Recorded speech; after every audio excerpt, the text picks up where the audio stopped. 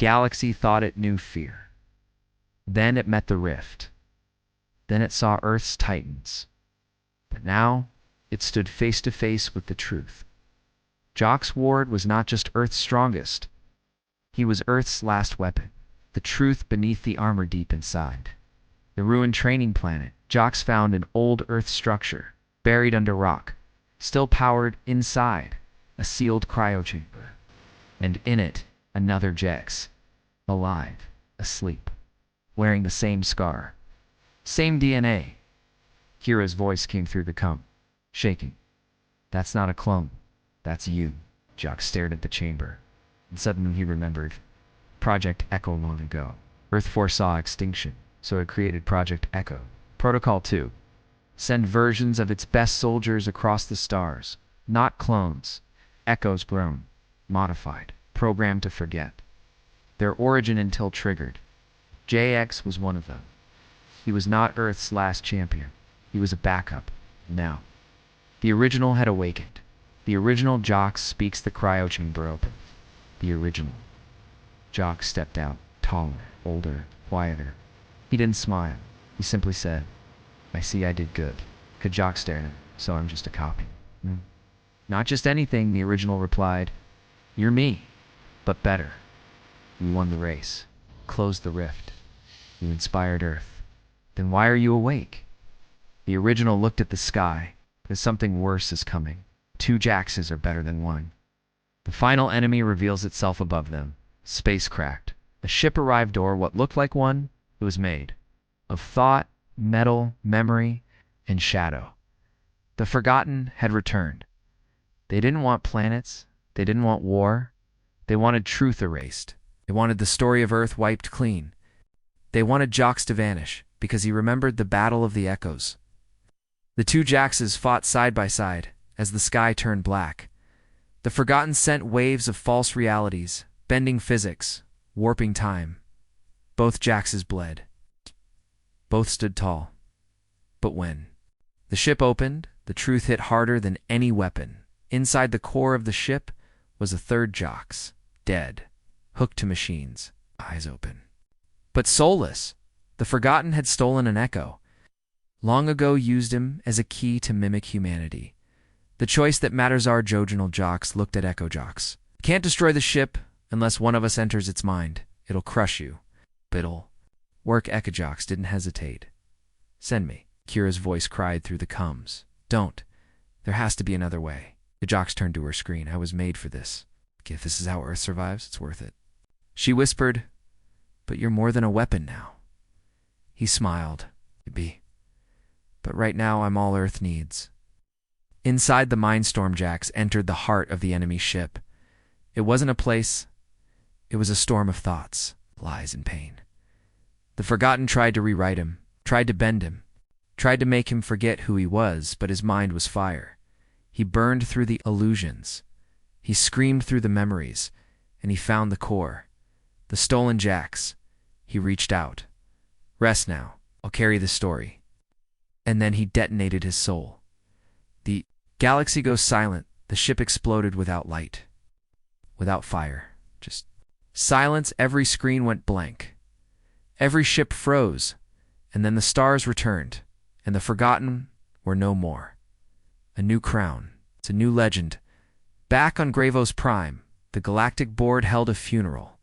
Not for a human, but for a force of nature. A statue of Jox was built not in armor, not holding weapons, but standing, hand outstretched. Ready to protect, Kira gave the speech. He wasn't born to rule. He wasn't made to destroy. He chose to fight for all of us over and over again. And if he ever returns, just remember his words.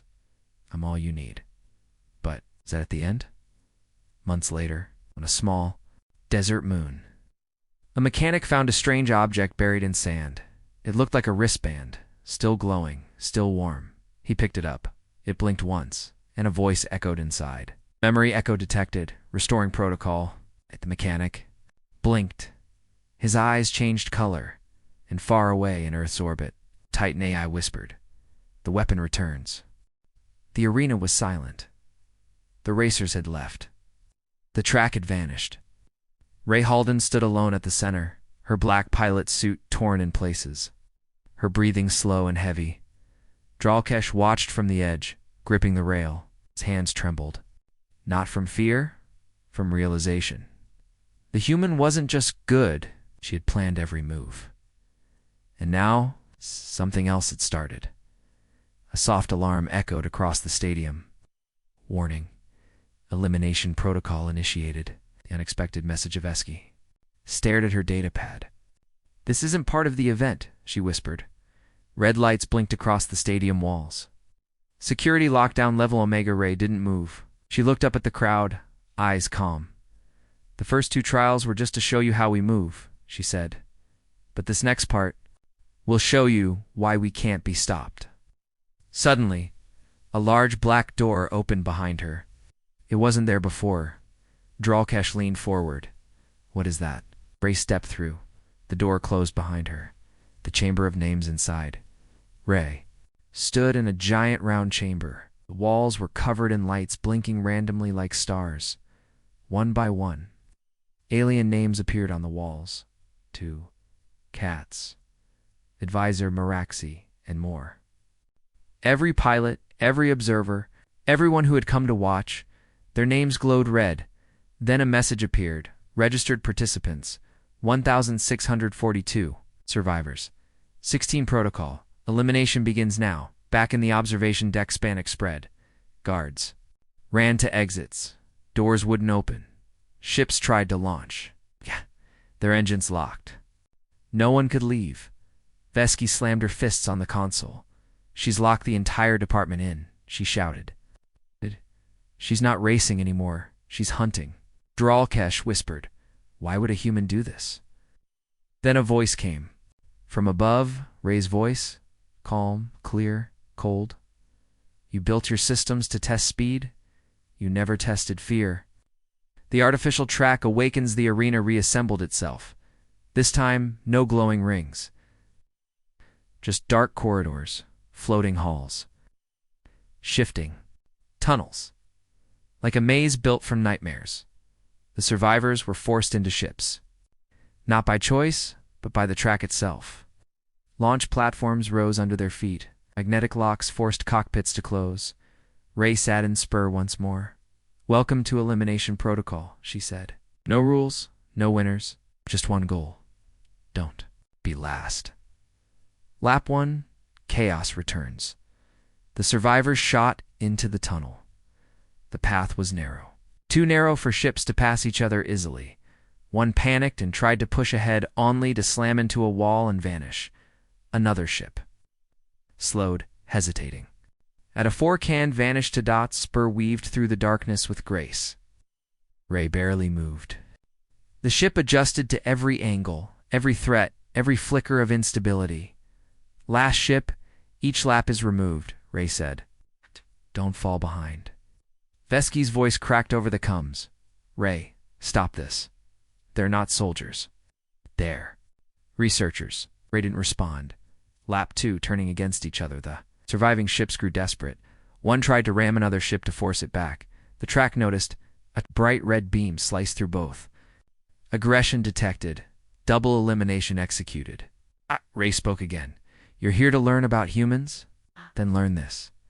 We train in fear. We practice loss. We grow in pain. This is not a race. This is natural selection. Dralkesh dodged another collapsing tunnel. He was sweating now, gripping his controls with white knuckles. We didn't come for war, he whispered, but war came anyway. Lap 3. Mind games. The track began to change again. Now it whispered, not in any language, just soft noises, clicks, screams, familiar voices. Dralkesh heard his father calling his name. Another pilot heard her dead sibling. One ship spun in circles and disappeared. Panic weakens focus, Ray said.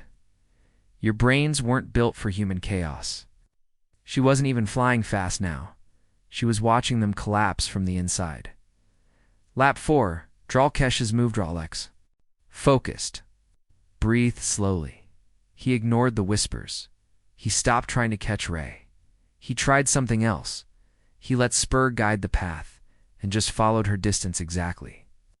"Let the humans show me the way," he whispered. But Ray noticed Spur blinked red. Tracking detected. Suddenly, Ray cut-powered Spur, dropped under the platform, disappeared. Now Dralkesh was flying blind. Lap 5, the trap. He flew alone. Tunnels collapsed behind him. His ship was heating up. Warnings flashed. Just one lap left. Then he saw it. A single path ahead. A gate glowing green. He aimed for it just as he reached its spur. Shot out sideways and knocked him off course. He spiraled. The gate vanished. New voice came from Ray. There is no finish line. Only the ones fast enough to keep going. Aftermath. The survivors' only 3 ships emerged from the tunnel. Ray, Knight, and a silent insectoid drone that hadn't spoken once. The rest were gone. The track shut down. The arena lights returned. Doors unlocked. Ships powered up. The protocol had ended. Ray's final message. She stepped out of Spur again. She looked tired. Her voice was softer now. "You wanted to understand humans," she said. "You wanted to study us, break us down, measure us, rank us." She turned toward the observers. "But you can't measure what refuses to stay still. You can't break what bends." She pointed to the sky. "And you will fear what keeps rising after every loss." Dralkesh's realization. He stepped forward. Blood on his lip, hand shaking. He looked her in the eyes. "What was the point?" he asked. "Why do this?" She answered quietly. "To show you what happens when a department tries to contain a species that was born in chaos." Then she climbed into Spur and vanished into the stars. Space was quiet again, too quiet. The aftermath of the elimination. Protocol still hung in the air, like smoke after a battle. The floating arenas were empty. The survivors had left, but they didn't speak to anyone, not even each other. Out of more than 1,600 beings, only 3 returned, and one of them was Human Sector Command Debrief Room Drox, sat at a metal table, his arms crossed, head down. He hadn't touched his water. His mind kept replaying Ray Halden's words. "There is no finish line, only the ones fast enough to keep going." Vesky walked in quietly. She placed a report on the table. He didn't look at it. "She's gone," Vesky said. "Of course she is," he muttered. "They say she flew through a collapsing wormhole. She didn't run. She moved on. That's what humans do." He finally looked up. "And if you think she's done showing us what they can do, you're wrong." Meanwhile, on the edge of deep orbit, a massive dark structure hovered in silence, unmapped, unrecorded. It was shaped like a ring 20 kilometers widened, pulsing slowly with blue and white lights. Inside it, Ray Halden stood in front of a control panel. Spur was docked nearby. "Start calibration," she said. The AI responded, initializing drift divide. "Prepare for dimensional rupture." "What is the drift divide?" Back in the Central System archives, Vesky dug into restricted Earth files. One folder was locked with 10 layers of clearance. She bypassed each one.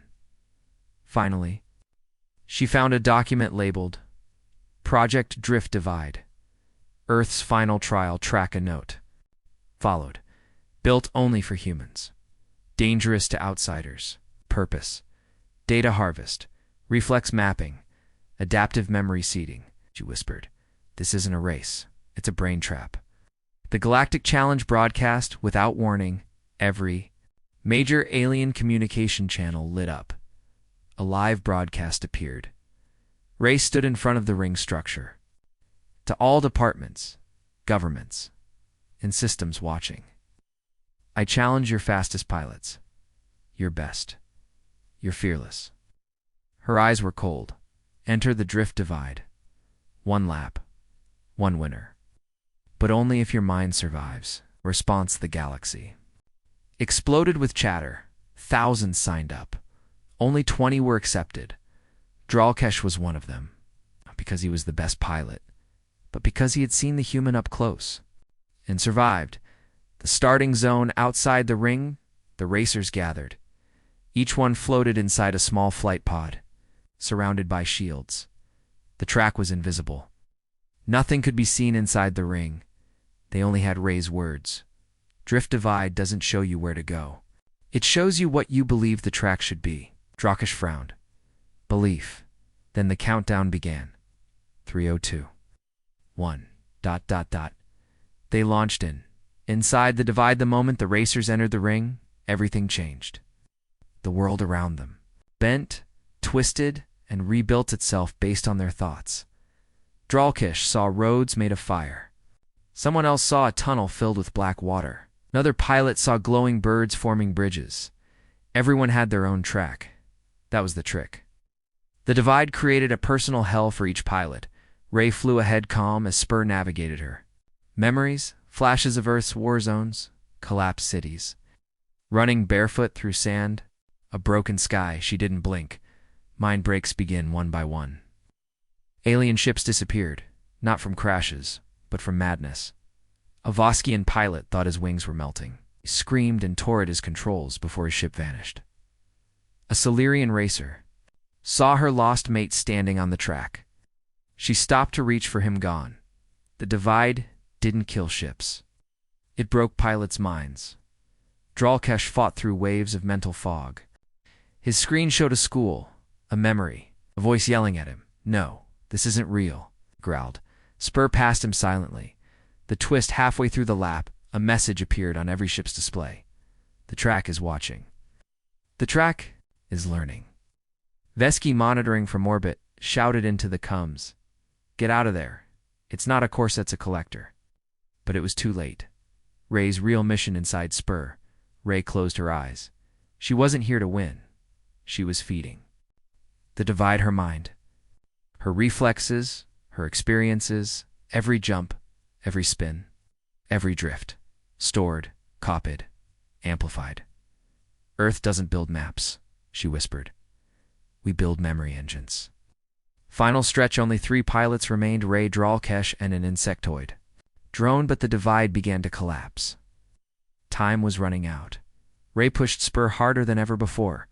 She drifted sideways across a gravity wall made of pure sound, spun through collapsing rings of memory, launched over a lake of flame that reflected her face as a child screaming.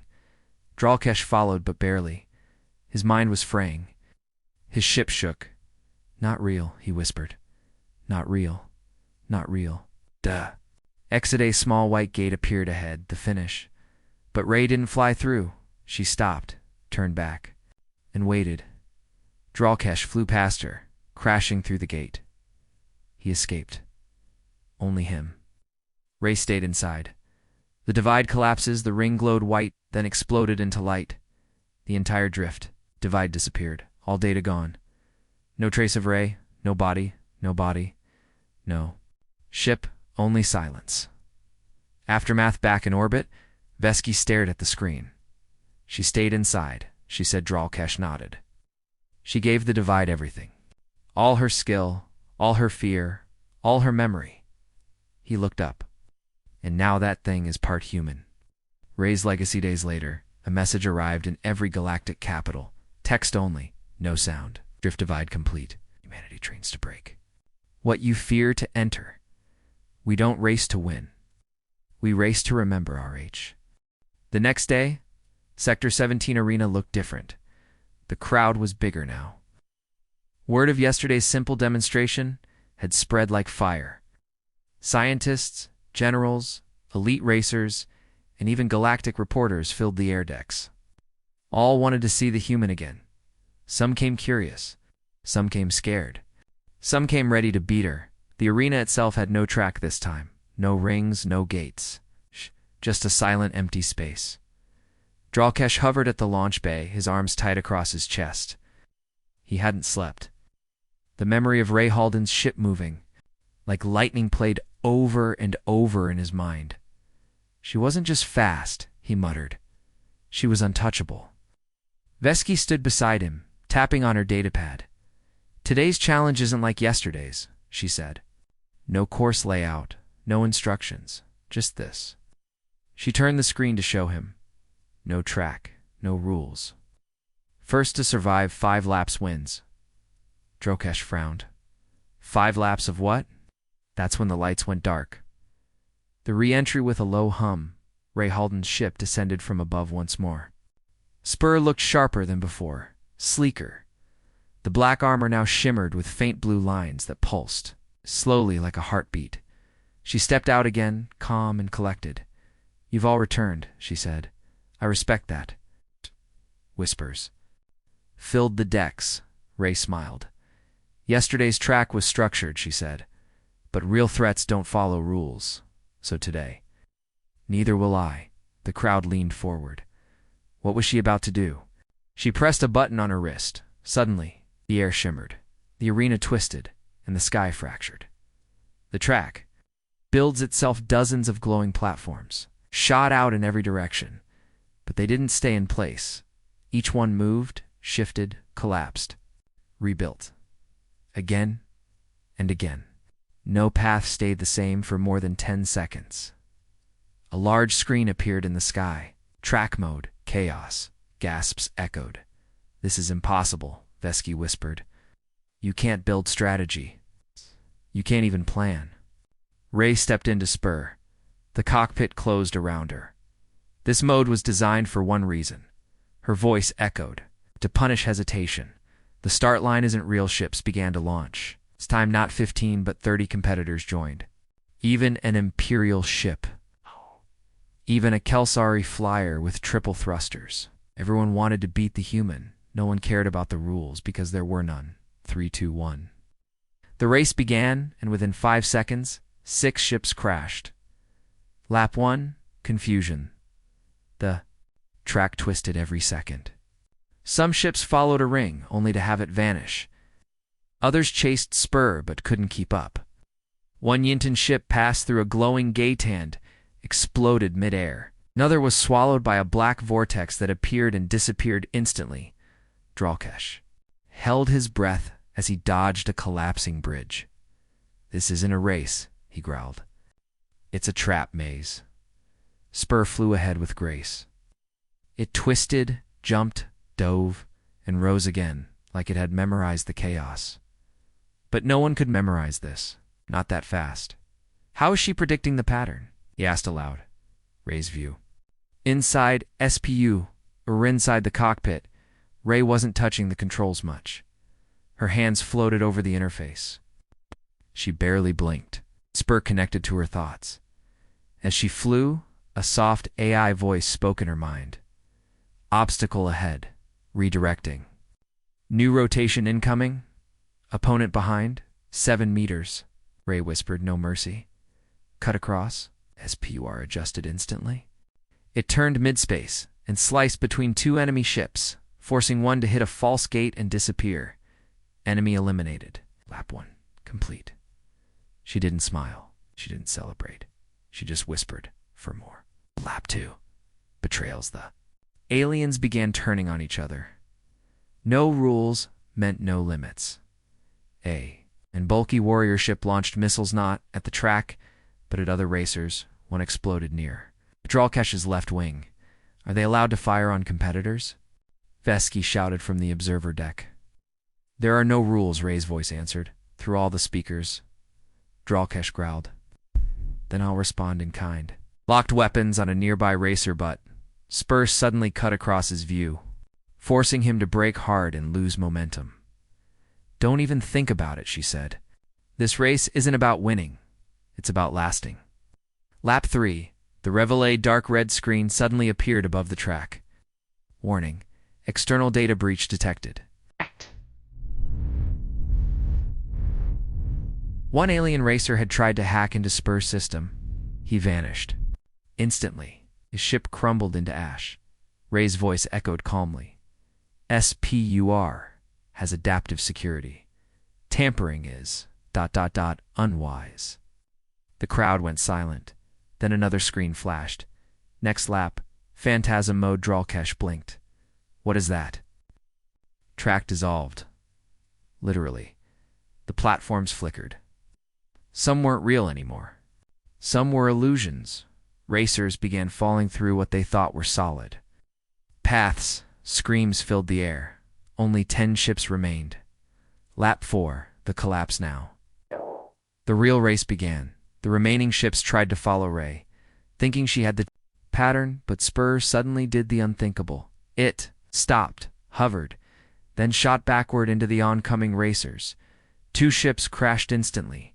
Spur flipped, climbed, dived, shot into an unseen tunnel that hadn't existed seconds earlier. It was like the ship could see what wasn't there. Dralkesh struggled to keep up. His ship alarms blared. Dote. Systems overheated. He pushed it anyway. The meaning. Behind the chaos back in the observer decks, Vesky asked the question on everyone's mind. Why is she doing this? What's the point of this madness? The answer came from the sky, a message, in bold red letters. This is how Earth trains its pilots. Silence. We don't race for fun, Ray said calmly. We race in chaos. So when chaos comes, we're already home. Final lap for Remain Ray. Dralkesh, a silent insectoid pilot named Chura, and a Kelsari warlord in a triple-engine destroyer. The final lap began. The track vanished completely. There were no platforms. Spur launched itself into empty air and created its own path. Each ship now had to guess where to go. One wrong guess, and you fall into nothingness. Chura vanished. The Kelsari warlord accelerated past Rionli for a trap mine to shred his engines. Boom. Gone. Only Ray and Dralkesh remained. The final showdown trill. Kesh pushed his ship harder than ever. Sparks flew from his core. Systems cracked, but he was so close to catching her then. Ray did it. She stopped mid-dash air, and Dralkesh flew straight past her into a gate that wasn't real. My lap complete, Spur announced. Ray hovered alone. The arena lights. Returned, the track reformed, floating again like calm rings in space. After the dust ray exited Spur, she looked tired now. Her suit was burned at the edges. Her face was pale, but her eyes were steady. To all who watched, she said, "That was not a race." She looked directly into the crowd. That was training. You think humans fight with muscle? No. You think we win with numbers? But that's not true, she pointed at Spur. We fight with unpredictability, with instinct, with chaos. Ship returned slowly, stepped out, shaking, breathless. She looked at him and said quietly still, "I think it was just a demonstration." He didn't answer. Location: Galactic Department of Strategy Boardroom Gamma High, above the Central Systems. The Galactic Department's top minds were in chaos. Holograms flickered across the long black table. Some showed racing stats. Others, flashes of Ray. Halden's last message. We don't race to win. We race to remember. Director Yulon smashed his fist on the table. She corrupted the divide. He shouted. She made it think. Beside him, a Zelteron advisor leaned forward slowly. No, she didn't corrupt it. She didn't corrupt it. She trained it. The others went silent. She used your weapon and turned it into a library. See? Shift. Vesky's quarters. Days later, Vesky stared at a metal cube on her desk. It had no markings, just a single blinking light. It arrived in the mail. No name. No origin. When she touched it, a soft voice spoke. Hi, Vesky, if you're hearing. This, I probably didn't make it. It was Ray's voice. But if I did, well, I'm just somewhere you can't follow yet. Vesky's hand trembled. Tell Dralkesh he was right to be afraid. The divide isn't the last trial. It's just the key. A pause. They're coming, and we'll need more than speed next time. Scene: Secret Outpost, Planet Gendrix. For in a smoky underground bar, where soldiers and mercenaries drank in silence, a huge screen flickered to life. It showed footage from the divide. Ray's ship, the memory rings, and her stopping just before the finish. Your line. Someone in the back laughed. Typical. Human trick. Dramatic but useless. The room turned as an old man stood. Human. Lean. Scar across his left eye. He smiled. You think she lost? He placed a silver coin on the bar. I say she won before it even began. The wager begins that old man's name. Grayson Grimholt. Retired human pilot. One of the first to ever fly the original Earth drift simulators. And now, he wanted back in.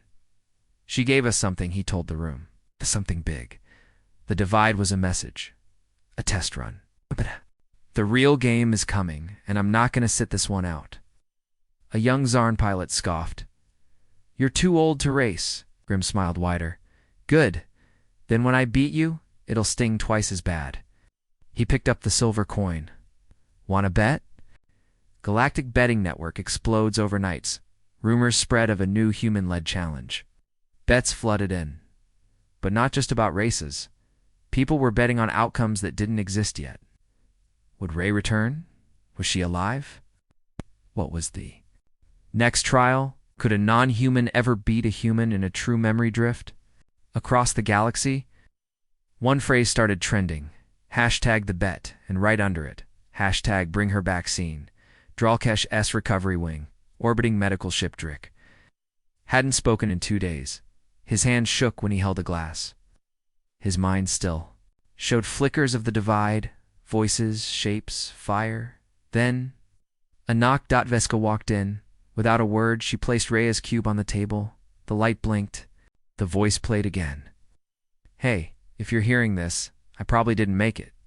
Dralkesh stared. But if I did, I'm just somewhere you can't follow. He closed his eyes, then said softly, then I'll find a way to follow. Meanwhile, SPU's code awakens deep inside a restricted data vault. A copy of SPU's core code activated itself. Not just a memory, not just a backup, but something alive. Lines of code restructured. Patterns changed. It whispered in binary. Drift divide. Archive. Human signature. Ray Halden. Detected. Next target. Unlock velocity class Omega. With that, new simulation began building itself. One that no species had seen before. Not even humans. The first invitation arrives back on Gendrix 4. Grimholt stepped outside the bar. A drone hovered in front of him. It beeped. Pilot Grayson. Holt. You are summoned. The Omega Circuit is forming. Your legacy has been calculated. You are approved. Grim raised an eyebrow. Omega Circuit? Who approved me? The drone replied, Ray Halden. Pre-departure authorization. Manual override. He chuckled. That girl planned for everything. Looked at the stars. All right, Ray. Let's see what you've built this time. Scene. High Council Emergency Summit top. Leaders from across the galaxy gathered. Most were furious. She's breaking systems. She's unbalancing the neural economy. She's making children want to fly. One alien admiral snarled. She turned death into a dream. That's the danger. But Vesky stood and faced them all. You still don't get it. She didn't build a race to show off. She built a mirror. A pause. Then she continued, and you're angry. 'Cause in that mirror, you saw yourselves losing. The warning suddenly, every starship within range of the central station blinked. A shared alert. One phrase. Omega drift initiated. One chance. One line. No retries. Below it, a single image. Ray Halden, eyes forward, no smile. If you're not scared, no, you're not ready. Scene, planetless orbit. The black grid A massive cube floats in deep space. No stars, no moons, just darkness and silence. Suddenly, the surface of the cube lights up. Blue lines zigzag across it, glowing brighter and faster. This is the Omega Circuit, built in secret, designed by no known race. Its code shows a signature, Ray Halden. 12 racing corridors twist in impossible ways. Gravity loops, reverse time segments, mirror zones, each one deadlier than the last. A signal echoes. From it, Omega drift initiated. One chance, one line, no retries. Scene training hub. Mars Archiveski stands on a glass platform watching young human pilots train. Holographic drift simulations float around them, are Earth-style loops. Others resemble the divide. Then the entire room pauses. A new track. Loads. It's not from Earth. It's not from any database. The pilots blink at it. Some gasp. One throws up its Omega Circuit's blueprint. One of the girls turns to Vesky. Is that real? Vesky nods once. It's not a track, it's a test. Meanwhile, Grimholt prepares. Grayson Grimholt, now officially accepted as a racer in Omega, suits up inside a cold hangar on Outpost 19. His ship, Old Pain, isn't pretty, but it's loaded with Earth tech. Old Earth metal, and his custom-made AI co-pilot named Grit. Grit. Sensors say we're gonna die, boss. Grim, that's the spirit. He straps in. Grim, this one's for Ray. The first 3 invitees. Arrive. 3 racers arrive. Early to the cube, Crotal, an insectoid with a biofused ship. Urazel, a crystalline life form whose ship sings when it flies. Bennick, 9, an AI pilot with no body, just code. They speak nothing. They simply stare at the Omega cube and wait. A blinking circle on the cube flashes. 4 of 12 racers now connected. Dralkesh finds the truth. Drek wakes. From a nightmare, he sees numbers dancing in his vision. Not from trauma, but from memory, drift residue. Then a flash, he sees Ray's final route again. But this time, something new. She wasn't just racing through memory. She placed something inside the divide. A command. A key. A timer. He rushes to Vesky. She used the divide as a doorway. Omega isn't just a race. It's a message. Back at the Omega circuit, 7 racers now logged in. More racers join. Vesky, breaking protocol to enter herself. Dralkesh, still recovering, but determined. Unknown. Racer ID, burner_0. No image. No species. A small drone. Marked with Ray's symbol, a spiral inside a ring. Everyone turns when the drone hovers silently into place. Is it Ray? Is it her eye? Nobody knows, but nobody asks. A sudden rule appears as the 12th racer logs in. The cube glows red. A message appears on every screen in the galaxy. New rule: this is not a race to win. This is a race to understand. The AI voice spur continues. Only those who feel the circuit will survive it. The rest will be forgotten. The track opens, the cube spins. Each of the 12 racers are launched into different segments. No 2 are alike. Grim's corridor is full of broken Earth memories. Cities collapsing, dogs barking, children crying. Vesky's is underwater. Massive pressure. Glowing sharks. Upside-down gravity. Dralkesh is racing through time every second. He sees his own past mistakes. Burner_0 segment. Completely blank. White. No walls. No time. No light. And still. They all hear Ray's voice in their heads. The faster you go, the clearer the truth becomes. Grim realizes the purpose. Grim's ship begins breaking. Apart, his engines overheat. Grit screams warnings. Grit, we're done, boss. Pull out. But Grim narrows his eyes. No, this track, it's not trying to kill me. He cuts power. His ship slows. Suddenly, the track rebuilds itself. Safe tunnel appears. Grit, you slowed down? Grim grins. She didn't build a race. She built a story. The galaxy watches across thousands of worlds. Everyone watches the Omega circuit. Billions of species stare. Children, soldiers, politicians. Nobody speaks. They just watch the humans, those racing alongside them. And many begin to cry. Because they don't see speed. They see memories. They see forgiveness. They see fear. And they see one thing that connects all living beings: hope. Scene. Inside the Omega circuit memory zones, Grayson Grim. Holt is still flying, but not forward. His ship slows as the track around him keeps reshaping. Old memories come alive in strange, vivid flashes. A child crying in the snow. A soldier kneeling beside a burning truck. A woman laughing as stars pass by. Ray Helden. Grit, the AI whispers low. This isn't a track, it's grief. Grim blinks. He suddenly understands. The circuit is alive with Ray's pain. She didn't build a race. She built a mirror. Meanwhile, Vesky's trail Vesky. Ship swims through liquid space. Gravity keeps flipping every few seconds.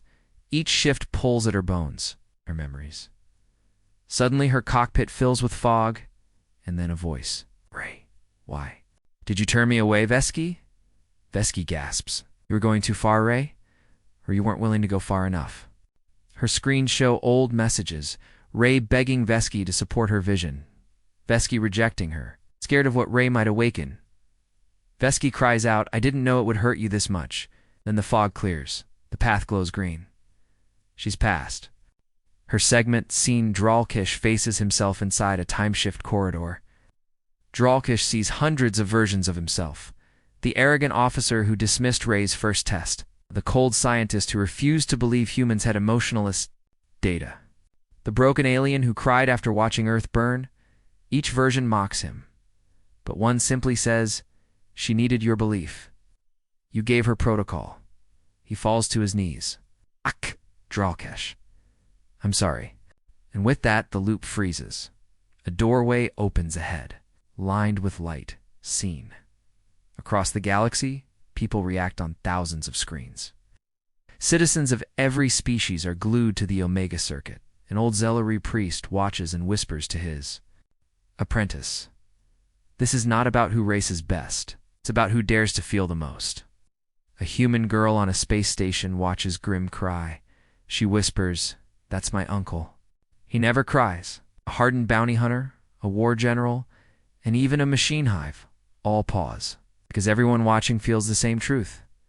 This race is about pain, about healing, about what Ray wanted us all to see. Seeing Grim's realization. Grim's realization, Grim. Drifts through a cloud of floating memory dash crystals. Each one shows Ray in different moments. Her first crash, her angry notes, her building Omega alone. Her final words to herself, "They won't understand. Maybe they'll feel it." Grim whispers, "You weren't trying to win something, Ray. You were trying to let go." He grips the flight stick. "I'm not here to race anymore. I'm here to finish your goodbye." Scene. The twist Ray's drone activates. Mysterious drone, marked with Ray's symbol, floats into the center of the Omega Circuit. Its shell opens. Inside, a recording Ray Halden's real voice. Not AI. Not simulation. Her final message. If you're hearing this, it means you're still chasing things that can't be caught. I built this to show you something simple.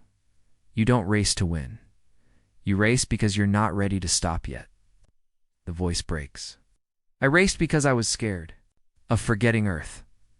Of forgetting who I was before it burned. Of losing myself in the silence. A pause. But if you're broken too, then you're not alone. The drone shuts down. Scene. Burner_0 revealed. The racer marked Burner_0 suddenly changes form. Its white ship vanishes. Standing in its place is a human woman made of light and memory. Ray Halden, or a copy of her, built from all her data. She turns toward Grim's ship and simply nods. She doesn't speak. She doesn't need to. She vanishes like mist. Scene. The finish line is a Choice 12 corridors start to collapse, not violently, but gently. Each racer now has a choice. Leave the circuit and forget everything. Stay and carry Ray's truth with them. Grim turns to Grit. Grim, what's next? Grit, doesn't look like there is a next. Not unless we make it. Grim smiles. Then let's make it. Flies straight into the center. So do the others. Scene. Omega Circuit shuts down. The cube glows once. Then. Silence. Gone. No explosion. No debris, just silence. Every racer who entered vanished. Their ships, their signals, their names. But something else begins. On every world where someone watched the race, a small signal appears. Single line of code, Ray's last gift, it reads, "Build something better, not faster." Scene. The galaxy, after the silence, the Omega Circuit is gone. Across the stars, billions wait watching empty screens. No signal, no winner. No final time, only silence.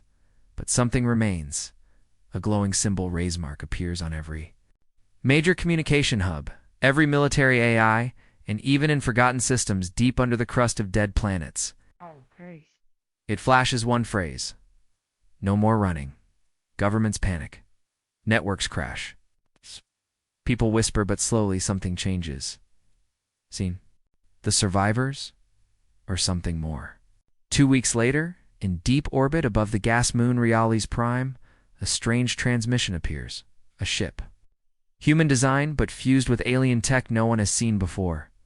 Inside is grim, but he's different. His eyes glow faint blue. Grit now. Part of him speaks softly from his voice box. We didn't win. We didn't lose. We transformed. Grim explains to the stunned rescue team, Ray's demonstration wasn't about speed. It was a filter, forged to burn away the weak parts of ourselves. Scene: Vesky's return in Zarthon Prime. Vesky's ship appears from a fold in space. She walks out, no helmet, no fear. Behind her, projected in the air, is Ray's image, a hologram built from memory. Vesky addresses her people. We spent centuries building walls to keep pain away. Ray built a door. She asked us to walk through it. Her enemies try to silence her. The old elite declare her mad, but half the crowd kneels and follows. Scene: Dralkesh's message to the Senate, the Galactic Senate. Dralkesh stands alone. His scales shimmer silver now, something no member of his species has ever shown. He slams a crystal data core onto the table. This is Ray's design, not for a weapon, not for a machine. For a memory-sharing network powered by empathy. The senators scoff. You would replace strategy with emotion? Dralkesh growls. No, I would upgrade it. Scene: Ray's true legacy revealed across forgotten colonies and burned worlds. Survivors start to see strange growths. Machines rising from sand, shaped like roots and vines. Holographic gardens blooming inside ruins. Memory echoes glimpses of loved ones long dead, each one linked to Ray's original mindframe. System that took every moment from the circuit and turned it into healing tech. One man on a broken moon kneels and cries as his dead brother's voice plays back. Ray didn't just leave behind data, Grim explains. She left behind connection. Scene: Burner_0 reappears at the edge of the galaxy. A station receives a strange ping. No ship. No crew. Just a beam of light inside it. Burner_0. Not human, not machine, not even fully real. It speaks. I am Ray's echo. I carry the race inside me. Then it vanishes again, but leaves behind a seed, a glowing cube of unknown material. Inside, code written in every known language, and one line: you do not win peace. You grow it. Scene: the network awakens one by one, planets light up. Ray's symbol becomes more than a mark. It becomes a pathway. People start using her tech to share not just data but feelings, memories, and intention. For the first time in galactic history, enemies talk without translators. A Zellery touches the hand of a Terran child and sees Earth through her eyes. A robot designed to kill finds itself writing poems, drawn from memories it never had. Something new is happening. Not peace, not war. Something human. Scene: Grim and Vesky reunited a new settlement on the world once called Tragon 6. Grim and Vesky meet. They're both changed. They no longer wear flight suits. They wear Ray's mark, not as worship, but as reminder. Grim: did we finish her race? Vesky: no, but we open the next one. They look up at the stars and smile. Scene: one final transmission somewhere in deep space. An old satellite powers on, cracked, covered in stardust. Inside it, one last file activates. A recorded message labeled Ray_Halden_final thought. WAV. It plays only one line. If you felt something, even for a second, then I didn't fail. The satellite fades, but across the galaxy, millions of hearts beat. Just a little heavier and a little stronger. Scene: Dust World, something new in the Dirt 3 moon's orbit, the dead planet of Gorvestha. For 300 years, nothing lived there, not even fungus. But now, tiny vines made of light creep from the cracks in the old mining stations. The soil hums softly, vibrating with energy. Old worker drones, long since broken, wake up, confused. Their eyes flicker with Ray's symbol. They begin digging not for ore, but to plant something. One drone speaks. I saw her. In my last memory, she said, grow where no one wants you. So I did. And then it begins raining on Gorvesta for the first time in 319 years. Scene. The carriers arrive, a ship like nothing anyone's seen, lands silently. On the edge of the world, Valkyros Prime. It has no visible engine, no weapons. It sings inside the ship walk 5 beings, all different races. Some were once enemies. They call themselves the carriers. Each one bears a fragment of Ray's final code, embedded in their bodies, minds, or souls. They walk without fear, talk without translators. They speak only one message. We don't bring war. We bring mirrors.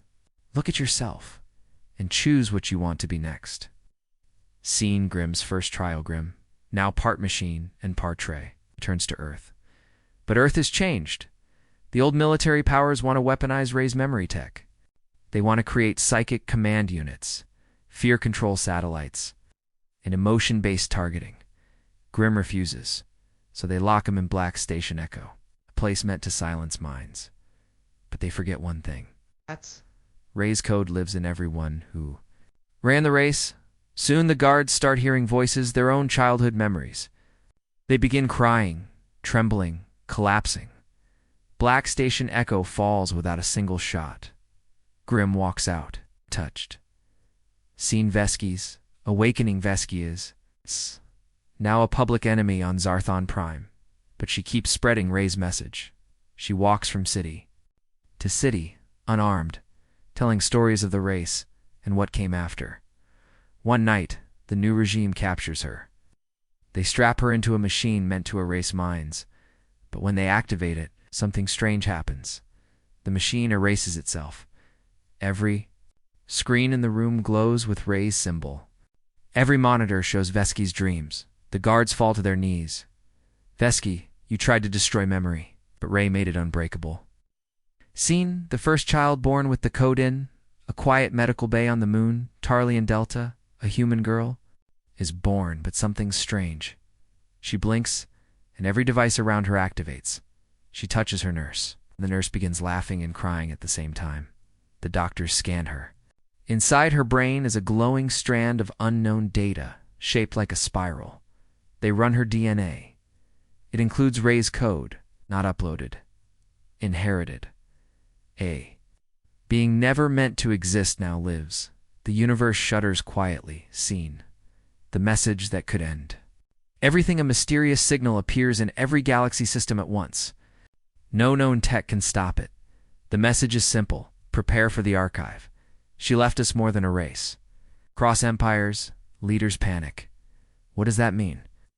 Buried in old relics and ancient battlefields, devices begin activating on their own. Doors open. Old data vaults rearrange themselves.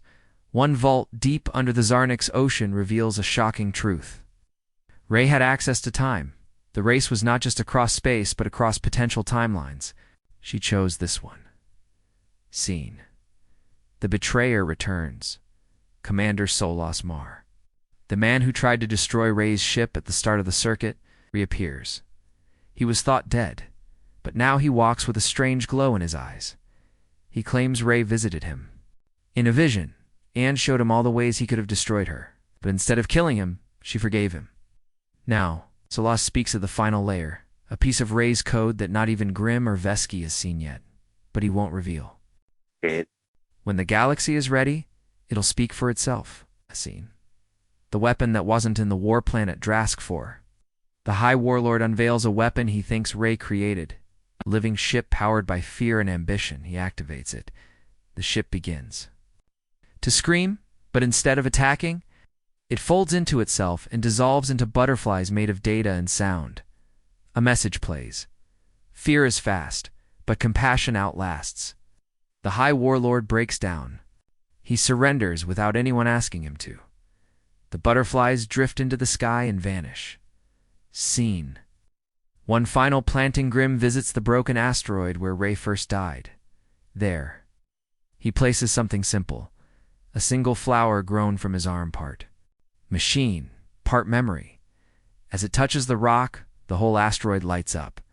Vines grow, air forms. Tiny gravity field blooms. The place that was once Ray's deathbed becomes a living seed-world. He names it Halden. Closing scene. The new map of the Galaxy A Galactic. Map updates for the first time in 100 years. It no longer marks borders. Instead, it shows emotion clusters, places of hope, fear, joy, grief, and at the center of the galaxy is a new symbol. Not Ray's, not humanity's, but a circle with 12 stars. One for each part of the race, one for each lesson followed, and one for what comes next. Scene. The forgotten orchestra in the cold region of Sector Var-99. Station floats in silence. It's called Echo's Grave. A place where sounds were once recorded from dying planets, lost species, even black holes. No one visits it anymore.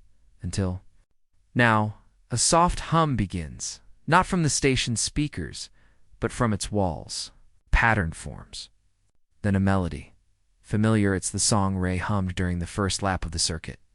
When her ship was failing and her oxygen was low, she had never recorded it, yet it's playing. This isn't just music, whispers the station AI. It's memory shaped by resonance. Scene. Vesky decodes the note of Esky. Now a traveler between shattered worlds is drawn to Echo's grave. She listens, then listens again. She notices something no one else hears. The music contains a map. Hidden in its shifts of tempo and silence, not a map of space, a map of people, their feelings, fears and memories. She overlays the sound map with a galactic chart. The results are impossible. Wherever the notes rise, life has started. On dead moons, in war-torn zones, inside broken machines, Ray's not just remembered, Vesky says. She's rebuilding the universe through memory. Scene. The child with no name, a water-covered moon named Lyran 6. A child is born to a family of deep-sea divers. She never speaks, but when she cries, bubbles float around her, forming symbols in the air. Ancient runes, musical notes, pieces of Ray's race anthem. One day she touches a sunken satellite. The satellite powers on, then begins playing one single sentence across the entire ocean. She still listens. The child smiles. She didn't need a name. The ocean already knows her. Scene. Grimm meets the memory warden Grimm, searching for lost fragments of Ray. Travels to the memory prison of Kronvault Zero, a black site storing painful thoughts from Galaxy. Leaders there, he meets the memory warden, a being made of compressed timelines, emotion, and regret. The warden challenges Grimm. Why chase memories? They only lead to sorrow. Responds. You're wrong. They lead to warnings. Show us what not to become. The warden releases a rare shard, Ray's first failure during the race, which she never spoke of. A planet she accidentally damaged while testing early gravity boots. She stayed after the race, alone for weeks, fixing what she broke. No one knew, but the warden remembered. Scene. The song no one should have heard. Day pirate ship in the far-flung zone of Dustfang. Hollow picks up a strange signal. They believe it's treasure coordinates. They follow it, instead. They arrive at a drifting artifact made of crystal, orbiting a dead sun. As they get closer, the artifact sings. The crew freezes. Each person hears a different song, one from their own past, something they'd forgotten, but needed. The captain hears her dead son's laugh. The pilot hears the night his father forgave him. The medic hears his home's wind chimes. They weep. None can speak. When the song ends, they leave their pirate life. They rename their ship Ray's Second Chance. Scene. The return of the silent giants in a corner of the galaxy known as the Grey Marshes. Massive stone-like beings called the Thalrin once ruled with silence. They spoke no words, fought no wars, but they controlled territory. Through sheer presence, Ray once ran through their space and they ignored her. Now, they stir. One of them begins to hum. Not words. Not language, notes, the same melody Ray shared at Echo's grave. The Thalrin begin walking again after 300 years to where it's the loudest memory, they say. and the galaxy watches them go, uncertain if they march for peace or judgment. Scene. Vesky's broadcast back on her ship. Vesky uses the sound code to create a universal broadcast. But she doesn't share warnings or threats. She shares one thing. Ray's laugh. Soft, short, full of life. It spreads across millions of systems. The unexpected happens. Panic stops. Riots pause. Battleships cease fire mid-charge. A laugh. Shouldn't have that power, but Ray's did, because it carried freedom. Scene. When machines begin to dream, the mining bots on Roe Carabelt never stopped working. No upgrades, no memories, just tasks. Until today, one bot stops, begins carving in the metal wall. Not data, not numbers, a music symbol. Then another bot joins, then another. By dawn, the entire tunnel sings a soft song, matching Ray's last race rhythm. Scientists call it impossible, but the bots now sleep between shifts. They say they're dreaming of light. One bot is asked why. It says she taught us the lullaby of stars. Scene. The music traps a Goda-cruel entity named Rethkul. Long feared as a destroyer of planetary minds, tries to silence Reyes. Memory waved by attacking the echo source. But as it nears the core, it hears its own origin scream, mirrored back as song. The noise doesn't hurt it. It confuses it. It begins to unravel. Not in pain, but in reflection. The being shrinks then. Vanishes, not dead, but transformed. Its energy becomes part of the musical stream. Ray's memory didn't kill a god. It converted one. Scene. The star choir appears. A final event begins. Throughout the galaxy, selected beings chosen without explanation begin hearing music from within. They are called the Star Choir. They gather in unknown locations.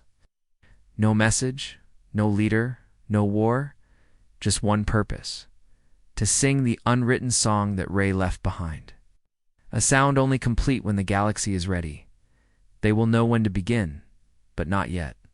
Not until the final signal comes. Scene. The whisper before the storm. The galaxy has changed. Worlds that were dead now bloom with strange colors. AI machines speak in musical tones. Even space itself feels ... warmer. But something is coming. Not an army, not a threat. That echoes in every species' minds. Why did she do it? They know Ray's music. They know her fire. They know what she unleashed. But they still don't know why. And now, the stars are about to answer. Scene. Vesky faces the edge. Vesky travels alone toward the null border, the furthest edge of mapped space. Here, signals die. Even light forgets how to move, but Ray's last.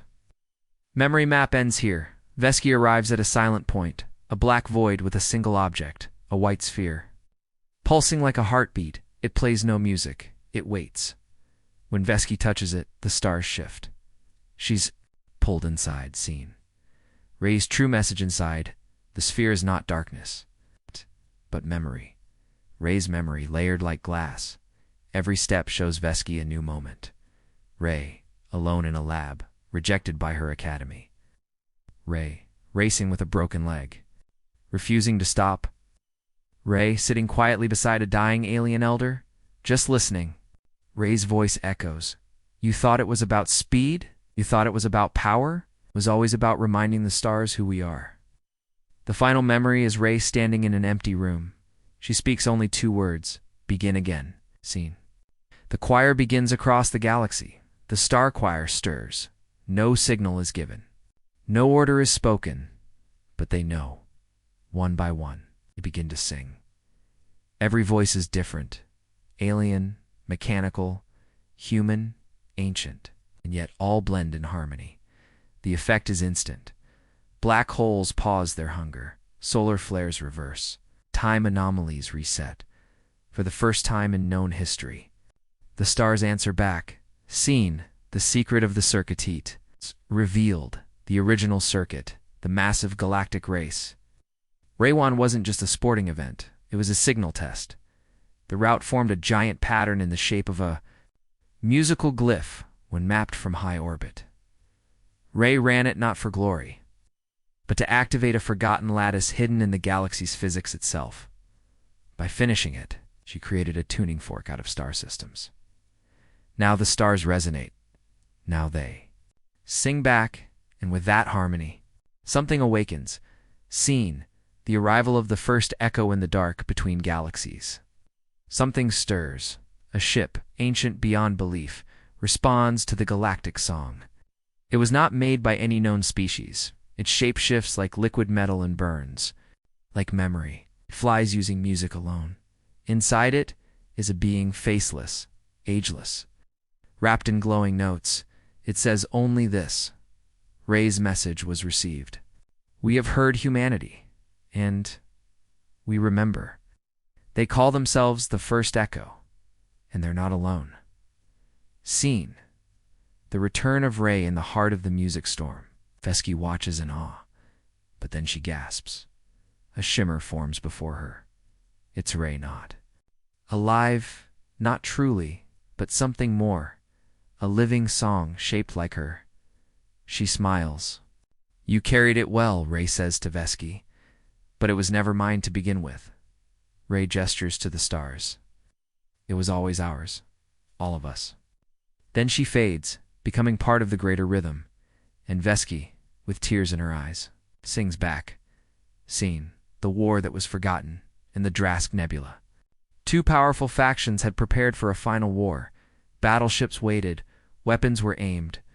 But as the music reached them, something impossible happened. Both sides forgot why they hated each other. They remembered childhood songs. They remembered the names of long-dead lovers. They remembered hope. They lowered their weapons, not because of peace treaties, but because of a human racer, who once whispered a tune before battle raid scene. A universe retuned galactic law changes, not by force, not by rule, but by feeling. Species that once feared emotion now build. Memory gardens, places where anyone can record a single memory to be stored forever. Machines begin writing music as code. Stars are studied not just for heat, but for resonance. And deep in space, an entire planet is built in Ray's honor, not as a monument, but as a stage where the galaxy may gather, sing, and remember. Seen, the human gift at Earth's edge. A small capsule floats. Inside, Ray's original race boots, burned, broken, held together by tape. But next to them is a new message, from Veska. It says, to any species out there, don't underestimate a human's breath, because from just one, we made an anthem. The galaxy was no longer at war. No ships burned, no fleets moved. But something still felt unfinished. Everyone had heard the music. Everyone had seen the change. But no one had truly understood why Ray disappeared, or what she meant by her final words. Begin again.